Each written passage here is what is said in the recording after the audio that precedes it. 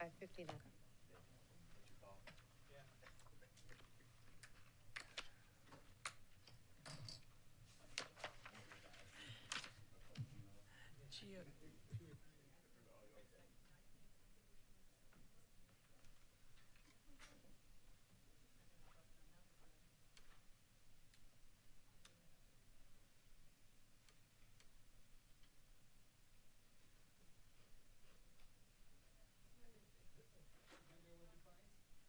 It is 5 o'clock, and I'll officially call the Richland County Development and Service Committee to order. Madam Clerk, would you call the roll, please? Brenham, Here. Teratio, Here. Barron, Here. English, Present. Newton. Here. We have a quorum. Thank you. I'd also like to recognize our colleague, Councilman Weaver, who's joining us today. That brings us to item 2, the approval of the minutes. Move to approve. Second. Been moved and properly seconded. Madam Clerk? Brenham, Yes. Teratio, Yes. Barron, Yes. English, Yes. Newton. Yes. Motion approved. Item 3 is the adoption of the agenda. I'll look to administration and staff to see if there are any changes. No requested changes, Madam Chair. Thank you. Is there a motion for the adoption of the agenda? So moved. Second. Madam Clerk, the roll, please, or the vote. Brenham, Yes. Teratio, Yes. Barron, Yes. English, Yes. Newton. Yes. Motion approved. Thank you. Item number 4 is an item for information about the Neighborhood Improvement Program, as well as a neighborhood master plan discussion. And so just to orient us, neighborhood master plans are topics that come up frequently in our conversations with our communities. We have a motion that is before the body as it relates to a neighborhood master plan. And what I frequently find when I'm out in the community is that people have a lot of ideas because it's such a wonderful name, the Neighborhood Master Plan, and it brings things to mind that the Neighborhood Master Plan isn't actually for. We also have a number of older neighborhood master plans, so this seemed like a good time just to have a conversation. I hope that we will direct our constituents to the appropriate minute mark on our recording so that they can learn more about it, but also for us to ask any questions that we have and determine and help us determine how we want to move forward with some items. So with that, Mr. Brown, I will recognize you to see who you'd like to recognize for this discussion. Thank you, Madam Chair. So as outlined in the agenda briefing, I'm going to ask Director Synethia Williams to lead us in this general discussion, and I believe that looks like page 11 to start of that briefing document in your packet. Thank you. You're recognized. Thank you. Good afternoon. But yes. Sorry, I accidentally turned it off. So, good afternoon. I did a briefing document, but I also did a presentation. So I didn't know if you wanted me to go through the presentation or just kind of go over the Neighborhood Master Plan Program, whichever your preference is. I know you have a lot of items on the agenda. I will take a look to the body. I was thinking we would probably go through the PowerPoint or the presentation at a high level, and then drill into those items that we wanted to discuss. Does that please the body? Okay, great. Thank you. So, looking to that, I'll give you a history of the program, how the neighborhood master plans fit into the program, touch briefly on the neighborhood council because they do play a part in this, and then go over some of the program recommendations we have based off of what we've seen with this program historically over the years. And Ms. Williams, if you would, one thing when I read the briefing document, it talked about, in the PowerPoint, it talked about a lot of different things, but it didn't actually enumerate these are the goals of a master plan. So it said a master plan can help you create these things, but I have a specific, like from a planning perspective, there are things that a neighborhood master plan is supposed to do. So when you go through your overview, if you could address the overall goals, because then that helps us determine, oh, I'd like to do X thing, a neighborhood master plan might be the way. I like to do Y thing, a neighborhood master plan might not be the best vehicle. Understood. Thank Got you. All right, so the program was established back in the 2003-2004 fiscal year, and that was one of the things I wanted to look at when I first looked back at the program. were the original goals and intentions of the neighborhood master plan spelled out when the program first started. And I did not see that when the program first started back in '03 and '04 that there were specific goals outlined for the program. It was more approved a neighborhood planner and then later funds for a program to start looking at the different neighborhoods within Richland County. The closest I could drill down to the original goals of the program was to look at areas that needed revitalization or reinvestment. So it was kind of focused on those areas that council originally designated for revitalization or redesignation. But I did not find in any of the original documents where they stated any specific goals for the program. Staff has kind of created those goals over time. And so out of that program, you have the plans, but you also wanted to reach out to the neighborhoods. So there was the trainings, a neighborhood conference, block parties, things like that to be involved with the residents in the county. And so the biggest part of that is the neighborhood master plans, which is a detailed study of a specific planning area and the issues related to that subdivision and its commercial component. And the steps in creating a neighborhood master plan are steps that are very similar to creation of a comprehensive plan. So they will look at the population, the history, the housing needs, the economic needs, all of those same kind of things that we do in a comprehensive plan are the same kind of planning process they went through to create those neighborhood master plans. So they would have public meetings, get public input, hear from the citizens, what are the concerns, what would you like to see happen in this neighborhood, and from that, draft a list of goals and recommendations. So it follows a very similar process to the comprehensive plan, just on a smaller scale for that specific neighborhood area that was identified. And so those first priority areas were identified by County Council in 2005, and those plans have not been updated or revisited since the original plans, since those areas were identified. So it was, like I said, kind of areas that were identified for reinvestment, revitalization, that were identified by the council at that time, and then neighborhood master plans were created following similar steps to a comprehensive plan for all of those various areas. So the next slide shows you a list of all of the current neighborhood master plans, the first one being adopted back in January of 2006, and then the most recent one was the Sandhills Plan in June of 2021. The Sandhills Neighborhood Plan was not one of the 10 original areas identified by County Council. So the first 10 were the areas that County Council identified back when they first started the program. Those plans were then developed over the years between '06 and 2017. And then in 2021, that's when the newest plan was identified and created. And if I could, and I know that we're going through this quickly, so it may be coming next, but one of the challenges that I have, for example, as it relates to the area that I represent, and when you look at these, the criteria for creating these, let's say, appears to be somewhat flexible in the past. So my understanding is that a neighborhood master plan is supposed to cover a neighborhood. It's a small area. Generally speaking, it's less than a mile.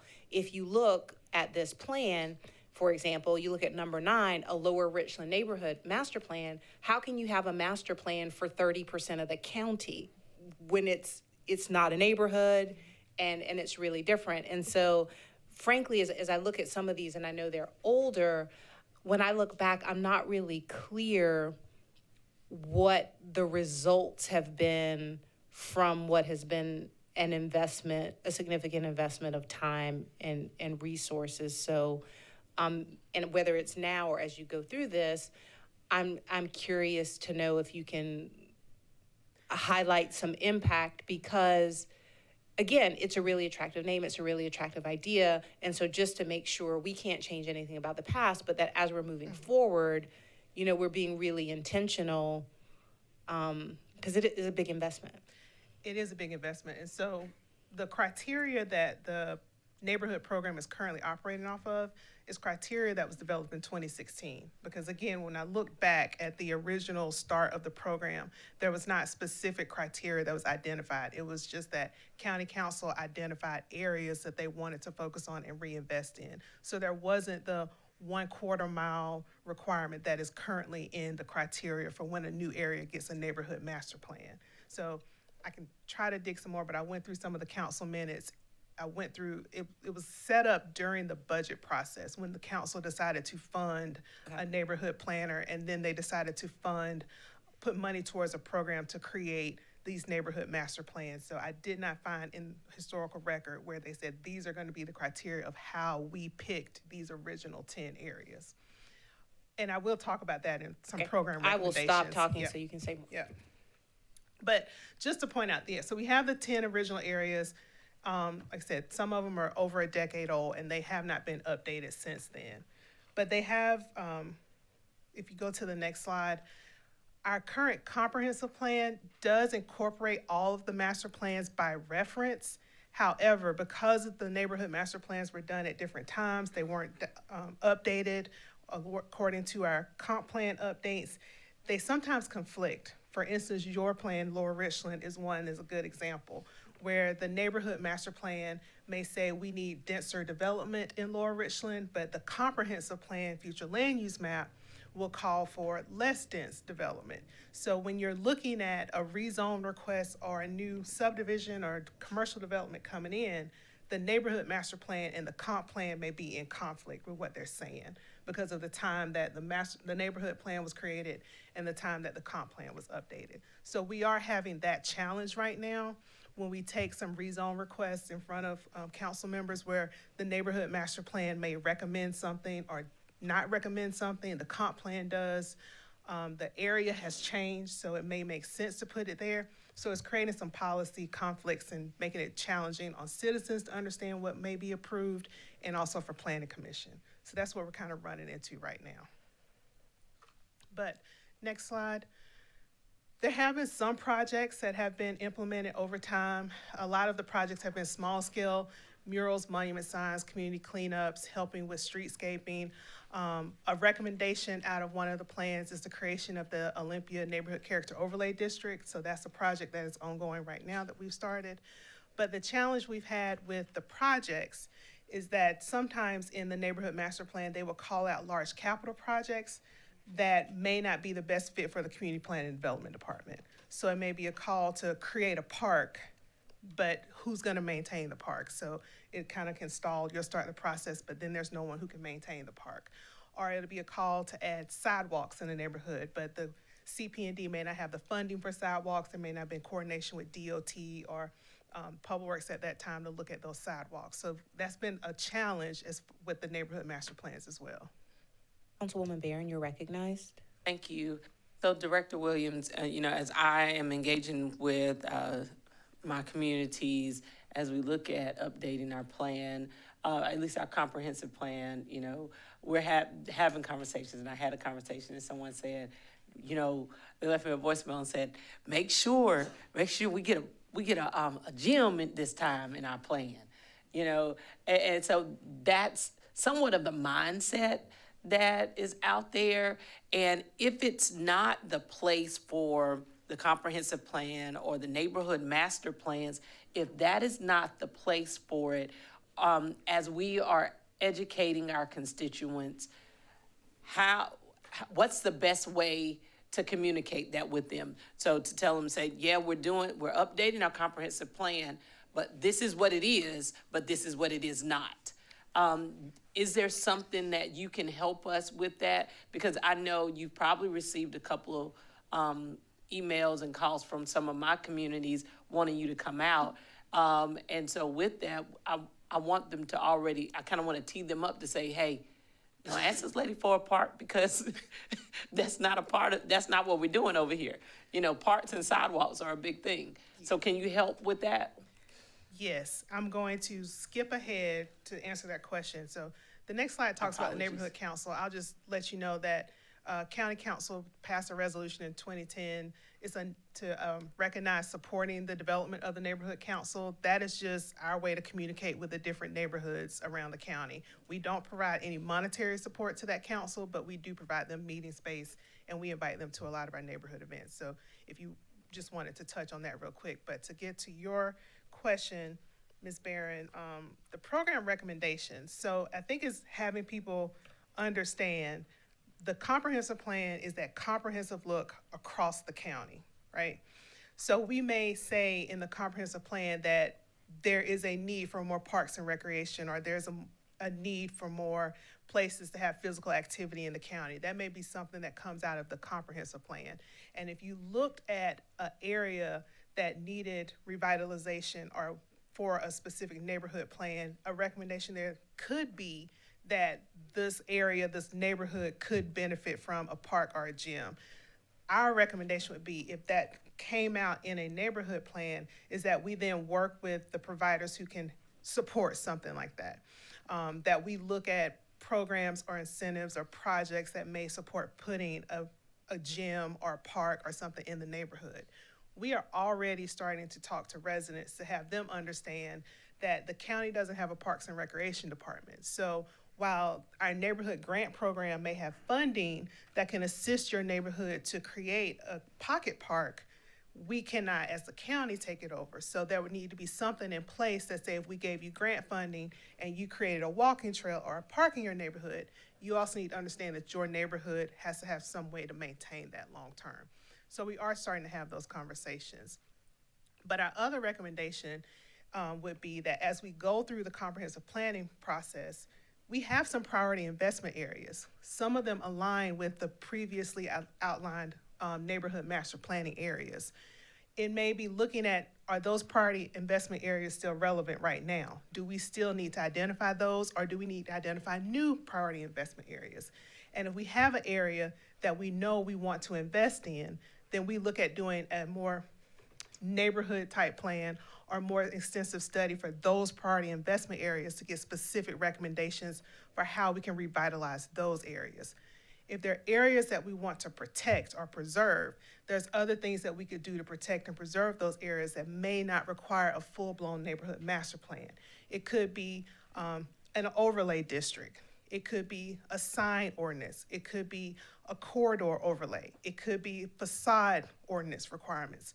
So identifying what are the specific things we need or trying to protect in those areas, and then finding maybe policy recommendations to protect those specific things. So looking at planning for areas that we want to invest in, prioritize, and look at specific ordinances or policy recommendations if there's certain specific things we're trying to address or protect.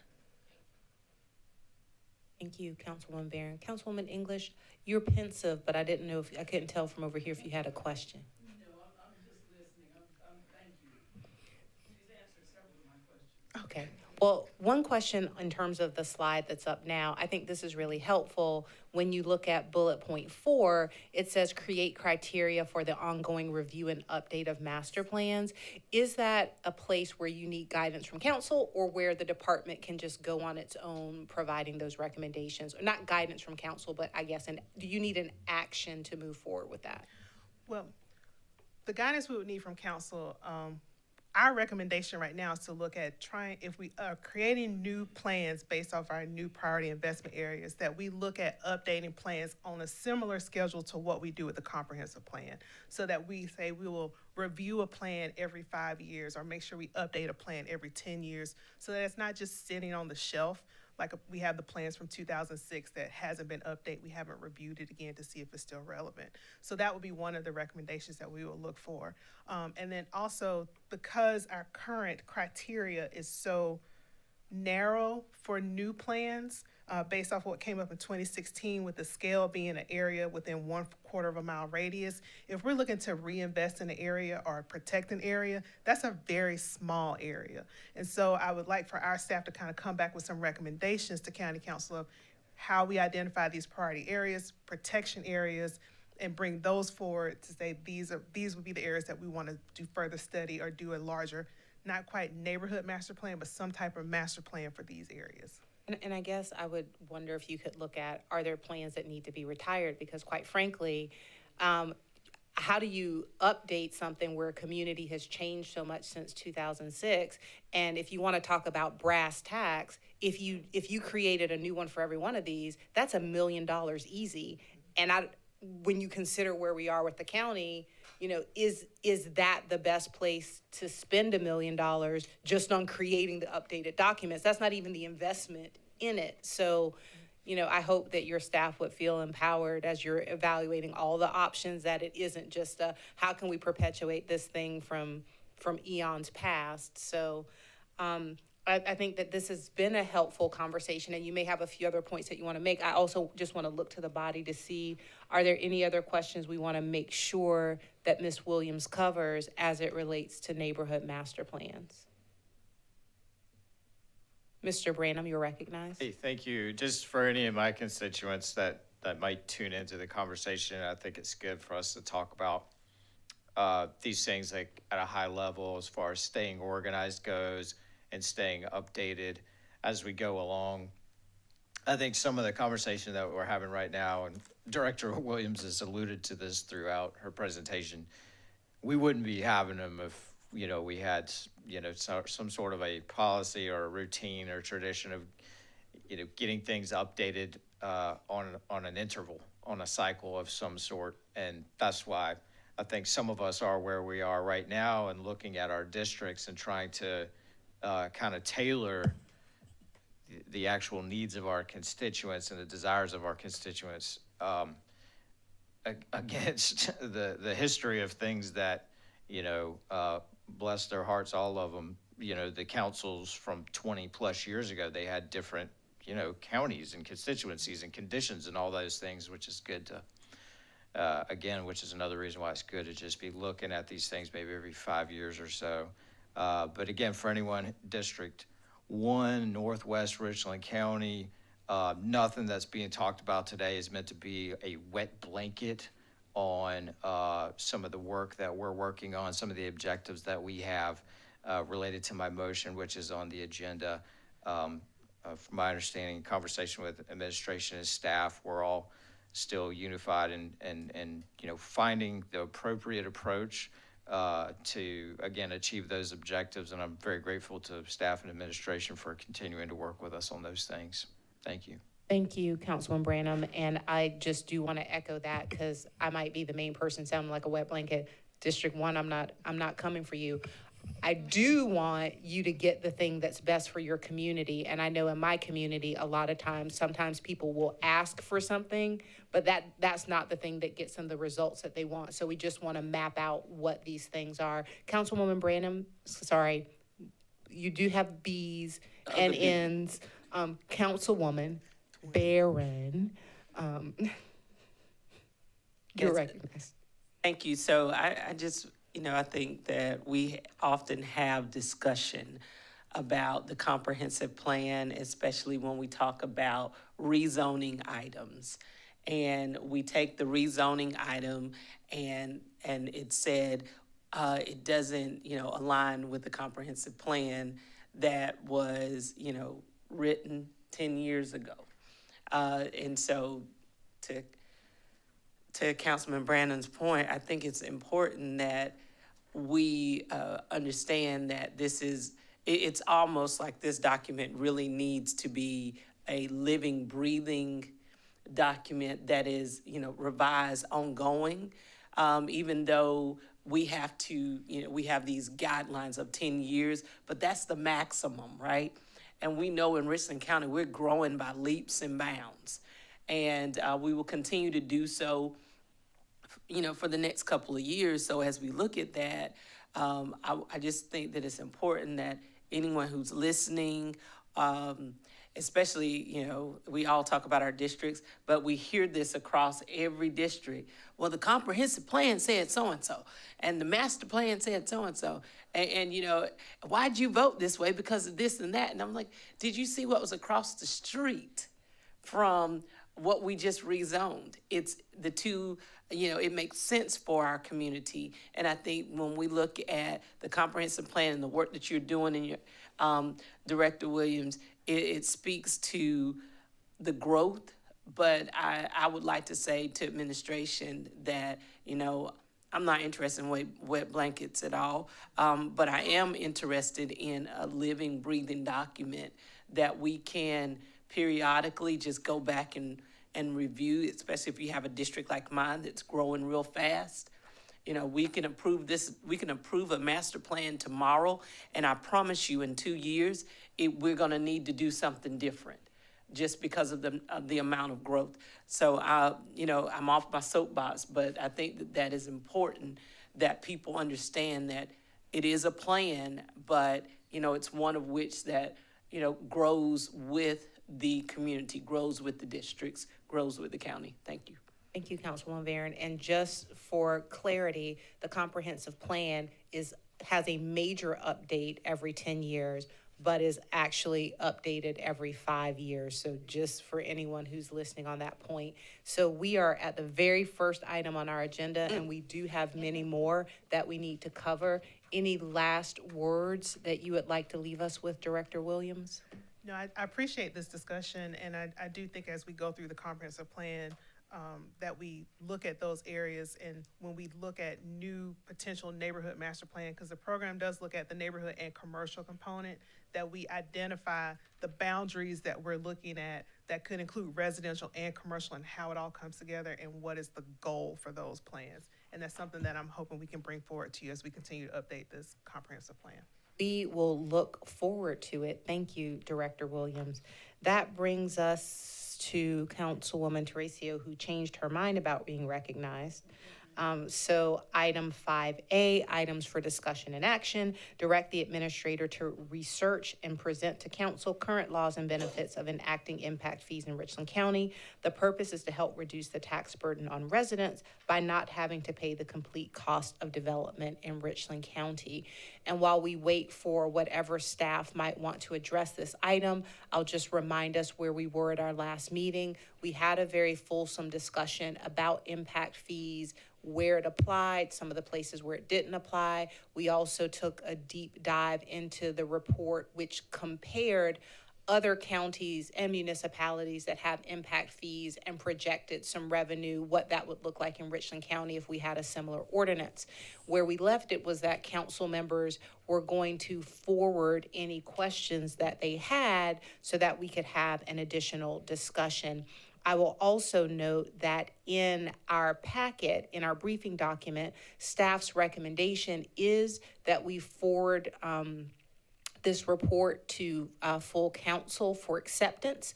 And also, if we would like to move forward with impact fees, staff has indicated that that would require the hiring of a consultant to really delve into some of those meatier questions for us and how it would look in Richland County, which would require funding in our budget. So with that, I will open our discussion up to the body to see if they have any questions. Otherwise, I will mention the questions that were shared with me. You'll recognize Councilman Branham. Unless it's already happened and I just don't recall, like going through the packet, I did note on page, I think it's 62, I believe ACA Jensen prepared an impact fee schedule scenario. So I guess I would be interested in maybe talking through that a little bit if it hasn't already happened at a previous committee meeting. And it maybe hasn't. So while he makes his way up, are there any other questions that we want to tee up for him to look at in this document? And you'll probably be able to see it better than I can because I can't read this. Councilman Weaver, you also had a question? I do, Madam Chair, thank you. I just had a question of is the committee recommending to council all the possible fees, or is that what we're asking the consultant to come back and tell us? So the short answer to that question is no. So we wouldn't be recommending all these fees. So what I will do is ask ACA Jensen if he can address page 62 and then address your question, Councilman Weaver. Okay. Madam Clerk, if you would. Thank you for making that larger. I appreciate you. Thank you. Would you actually move to the page that has the graph on it, that has that shows the two different, excuse me, summaries of the data? It's at the very, it's in the PowerPoint presentation. Yeah, you're looking at it correctly. Yes, ma'am. Councilwoman Teresa, you wanted to say I was something? just going to try to help it. I think it's 55, but that's. Thank you. That is it. Thank you, Madam Clerk. So Thank you very much. So in the report, I put two different graphs, which are basically summaries of the data, two different analysis. Essentially, what I did is I went and I looked at 11 different communities that had impact fee programs. I took the actual data from our building permit department for 2023, and I plugged that data into the fee schedules of each of the 11 communities. And I generated what would be, in other words, what revenue would be generated if we were to adopt, part and parcel, those fee schedules. And so that is the data that you're looking at there. And then I summarized it in two different formats. In one of them, it's basically a comparison of how much would be coming out in the 6 categories that are consultant identified, and how much would be generated in other categories that the consultant said were not part of the Richland County stewardship. So for example, a school district, a park and rec impact fee, any of those which are, this council does not, is not part of your stewardship, I put in the orange. And then in the blue, I put the 6, or there's actually 7, but he's recommending we don't do stormwater because we don't have a plan at this time for it, would be generated and would come before this council and would be within your discretion on how to spend, or would be at least within your regulatory power framework. So that's what you see there. Madam Clerk, if you would go to the other graph that's on the, there you go right there. Yes, ma'am. And so that there is just the blue categories. Again, the ones that this county would have discretion on deciding how they were spent. That's how much would be generated if you were to adopt, or if you had adopted in 2023, the fee schedule of each one of these different communities. So it kind of tells you what the realm is, or what the range is of what you could do. Obviously, as a council, you could set up an impact fee schedule, whatever state law allows that you think is appropriate. And so you could do just one category, you could do 7 categories, you could do 2 categories, and you could do, a small amount or a big amount. It just depends on what you as the council feels is appropriate. Thank you. And so then to Mr. Branham's question, which was on page 62, how would you relate your answer to that chart that we have there? On page 62, I believe, is just raw data, if I remember right. It's the actual, that's just our 2023 actual permit data. So that's just the raw data that was used to make the graphs that you saw. That we just saw. Yep. Does that answer your question? Just one quick clarification. You're recognized. So then just like that subtotal category, the 2.715 million, that's just, is it building permit revenue then? That is actually, if you scroll, Madam Clerk, if you'll scroll to the left, to the far left there, it's valuation typically. So if you're looking on that particular one, now if you'll scroll over a little bit to the right, Madam Clerk. Okay, so that is not actual fees generated. That is just simply valuation, if I remember correctly. Valuation of what? Of the permits. Building permits? I believe so. Okay. I'm sorry that I don't have that right in front of me. I don't have the entire That's thing. okay. But if I remember correctly, that is what those are. What we're looking at there is just literally the, if you go back again, sorry, Madam Clerk, to the left. And now if you'll scroll up a little bit so we can see the whole thing. Interesting. Yes, and I apologize that this is so complex, it's hard to see here. But, so these first categories here where you see gross quantity of units, the net quantity, so forth going across. Again, within the building permit, we don't value them all the same. And some you value them by the basis of the number of units. Sometimes you value it by the basis of the permit. And so we had to go through and we had to use a formula to tease that information out to make it compatible with the impact fee schedules. So that's what you're looking at here. Yeah. So this newly permitted on the residential section, it's just by units. Correct. And then under the non-residential, it's newly permitted, like, is it square footage or? Yes, and so the way the building permit typically is calculated is square footage, then the value correlates with that. So yeah, so we had to, Sure. exactly, that's what we had to do. Okay, thanks, that helps. Yeah. So before we move on to your question, Councilwoman Tracio, just want to make sure that we're addressing Councilman Weaver's question. And so, for example, there are probably other places, for example, it's here on this spreadsheet as well, but in our report, you don't have to change charts, Clerk Carrillo.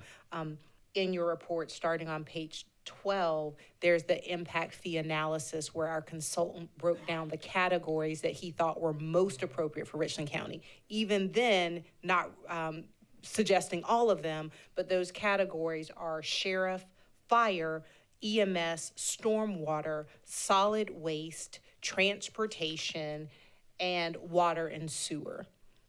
And so those were the main areas of study. And so for this body, we can send the report for acceptance, we can send the report for acceptance and further study of these 7, or what have you, but we're not obligating council to do any particular one of these. Council would make a vote on that.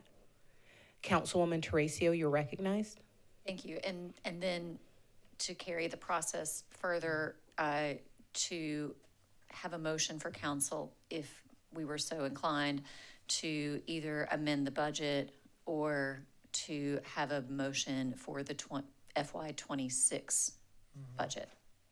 Yes, the recommendation that we got from staff at our last meeting was that from a budgetary perspective, the coming year's budget would be preferable to raise that. Are there other questions here from the body before I ask the other questions that I received? You're recognized, Councilman Weaver. Thank you, Madam Chair. Just a quick question. So what we're looking at, Richland County permits, this is only for new construction, For 23. new commercial, new residential, not existing. Correct, for calendar year 2023. Thank you. Yes, sir. Okay. So one of the questions that I received is related to what we've talked about. So we've talked about the 7 categories that we have: sheriff, EMS, stormwater, EMS, transportation, water and sewer, fire, and if I've missed one, blame it on my head, not my heart. So one of the things that you mentioned is that these were determined to be the areas where council had, I believe the word you used was discretion, I maybe heard, or in terms of how funds are spent.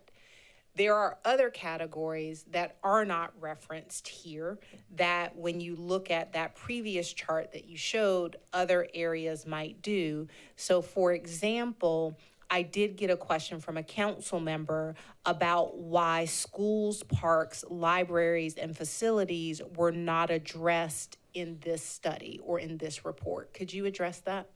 Yes, ma'am, thank you. So in this particular study was authorized by the council and paid for by the council. And so the scope of it is specifically for items that are within your stewardship. And so it's those 7 categories that our consultant identified. The other ones that are possible, and but again, they're not within your stewardship, and so they did not specifically include them in the analysis. And so just to be clear on our stewardship in terms of, we fund these things fully in terms of how we pay for it, but let's just ask a specific example. So hypothetically, if there is an impact fee where dollars were targeted towards recreation as an example, are those then dollars that the group that manages recreation would be the sole determiner of how they were spent? Like, we're allowed to collect them, but then they use them however they want? Or do those dollars have more limitations, or are they subject to more direction from council? I don't know if I asked that clearly. Thank you. Yes, the quick answer is typically an impact fee is distributed to the organization for which it's assigned, and they determine the use for it. Okay. So that is typically how it's handled. So if, for example, if there was a recreation district or a school district impact fee, they would receive that allocation and they would decide how it's spent. And so then one Typically. more question on that, Yeah. and so I understand that it is within the county council's discretion to create an impact fee for these categories. as it relates to those other bodies, are they able to themselves create impact fees, or is county council the only body with jurisdiction to create impact fees regardless of what the category goes for? I'm going to defer that question simply because this is South Carolina and I haven't worked with one here. Attorney I don't know Wright if the looks attorney like would he's know, but ready. yeah. Cities or counties have the ability to do it. So for example, if the Recreation Commission, hypothetically, they've not asked me for this, this is hypothetical. If they said, we would love to have an impact fee for recreation, that's not something that they would be able to implement themselves. It would still, county council would have to implement that. Right, it would have to be one of the local, governing bodies, the governmental bodies, like a county or city. And then again, just as a reminder with impact fees, once you create a set of impact fees, you're not bound to them forever. If we created a set of impact fees for X period of time, we could change it or modify it in the future, correct?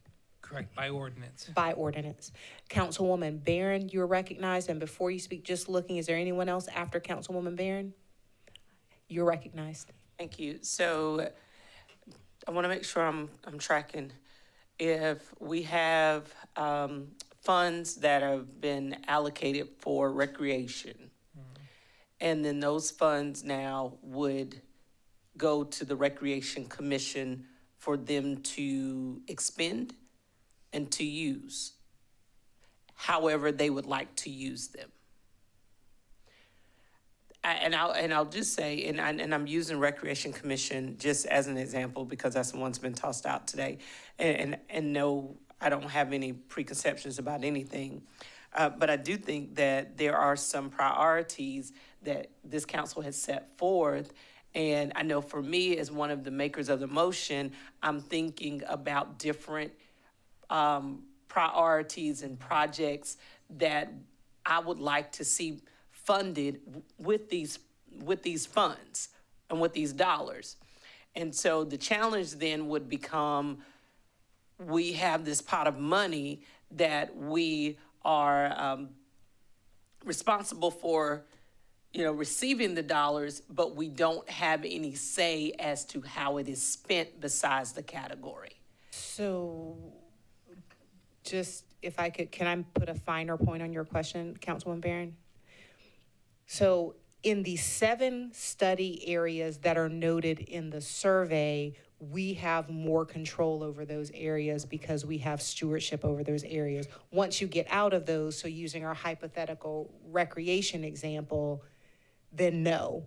But that's part of why the survey or this initial study was designed the way it was designed, because these are the areas that we have more direct responsibility for. Is that correct? You want to expand, May I? please? Thank you. So typically when you establish an impact fee program, there is substantial planning and documentation that goes along with it, and you decide in advance what these funds will be used for. Typically you'll have you'll either go to your public works schedule and you'll look and you'll see, we've got this project, this project, this project, and you have to specifically identify and say that the need is created by the growth. And so it's not a process where you can just kind of wing it. It's very structured. And you have to be very clear, and you have to say in advance, this is what we're doing. And so in that regard, you have control, but you have control within certain bounds. So I would just say, just one final point, because I know we're getting real close to time. Just one final point. I do feel comfortable with the areas that we personally steward and those projects, because it does help us align with our strategic plan and a lot of the other priorities that we do have. Just want to go on the record to say that. Thanks. Thank you. So as you noted, the hour is short. The recommendation of staff is that we forward this to council with a recommendation. Is there a motion? So moved. Second. Madam Clerk, do you need, so is to send it to full council? Okay. Madam Clerk, will you call the vote? Brenham, Yes. Teresha, Yes. Barron, Yes? English, Yes. Newton. Yes. Motion approved. Thank you. That takes us to the part of our agenda where there are items pending analysis and no action is required. Item 6A, I move that the county council direct the county administrator to research and provide council ways to secure title to subdivision roads that were developed but never had ownership transferred to the county, and to recommend changes to county ordinances and protocols to better assure that future development of subdivision roads includes conveyance of the title to the county unless there's an understanding between the developer and the county that the subdivision roads will intentionally remain privately owned and maintained.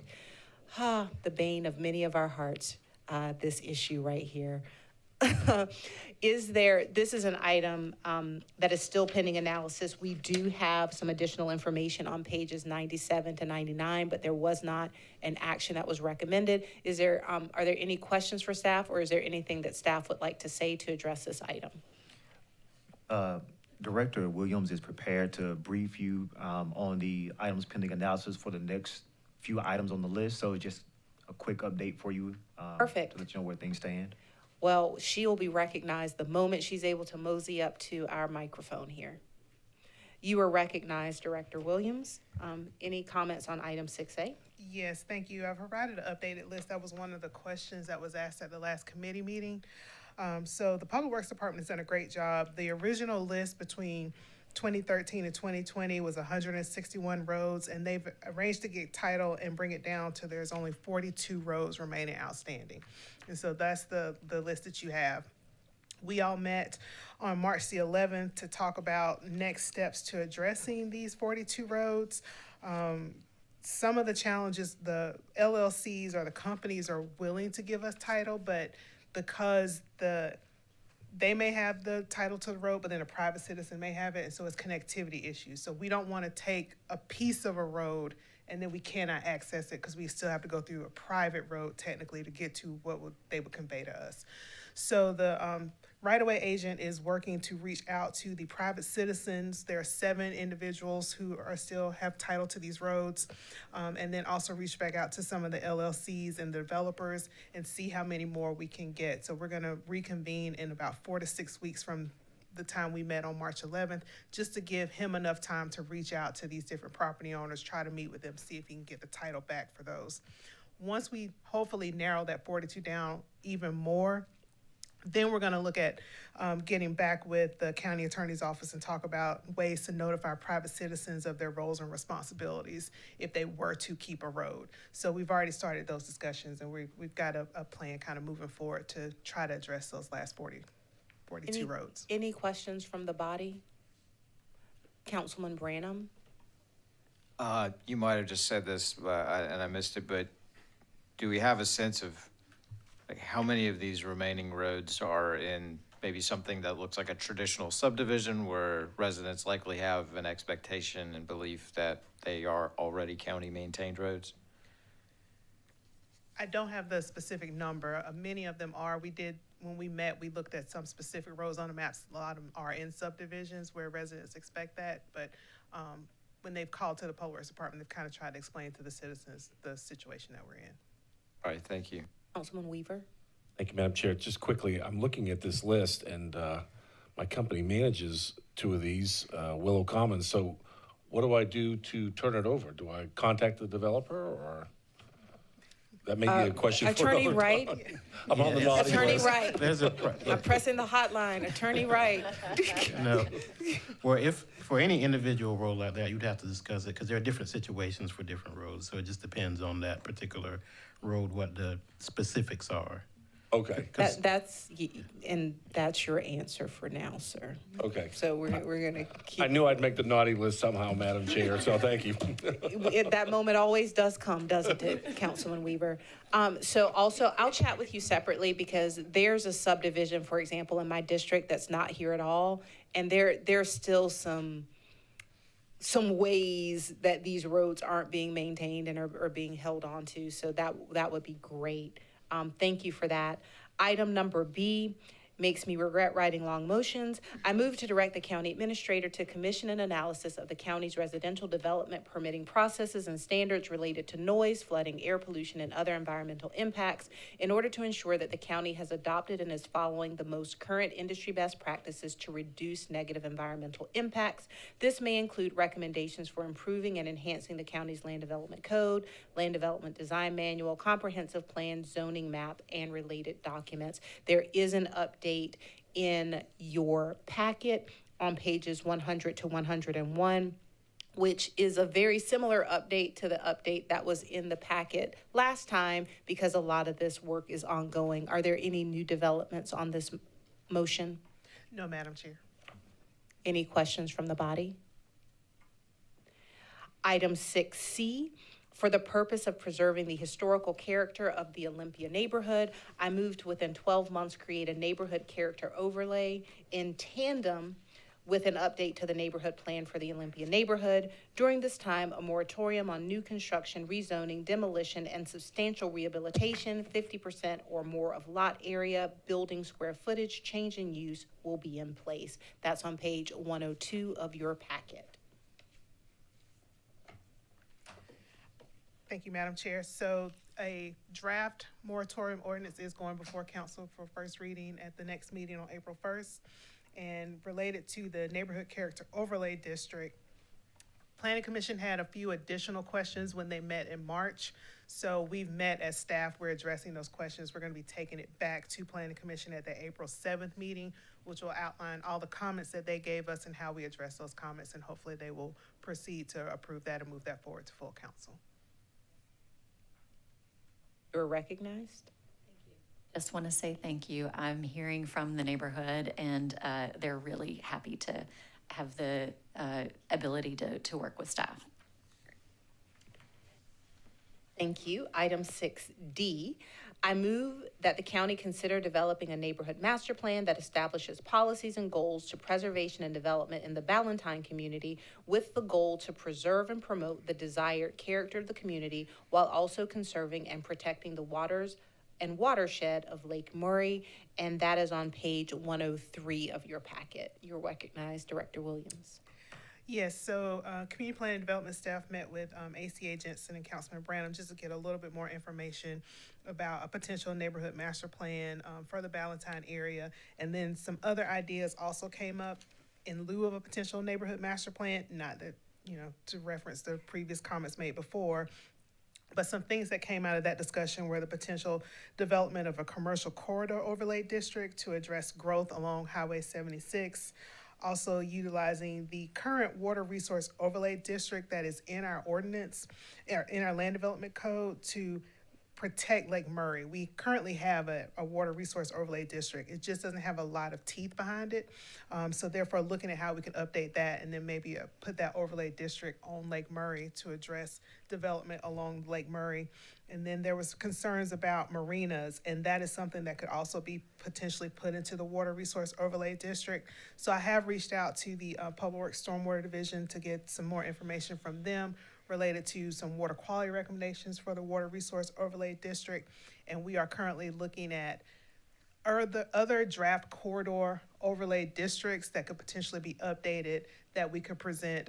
We will not have wording probably for all of that due to other projects that are happening until the fall of this year as we continue to try to pull all that together and work with staff on the other projects.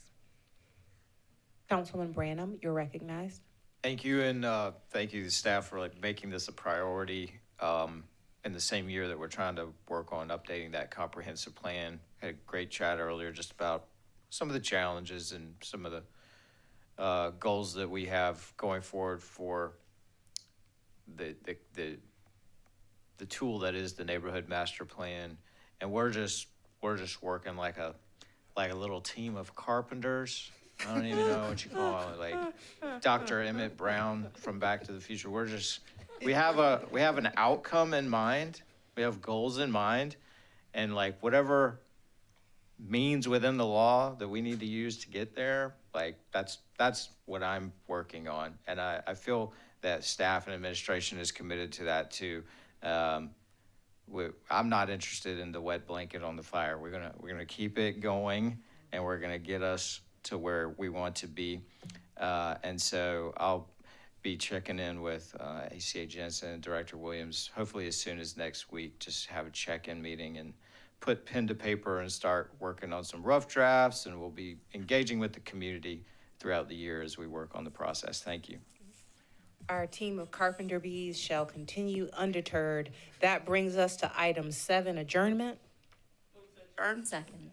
It's been moved and properly seconded. Madam Clerk?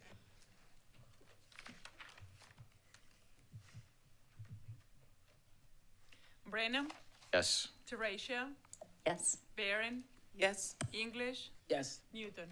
Yes. Motion approved. Meeting adjourned. SCR A and F colleagues.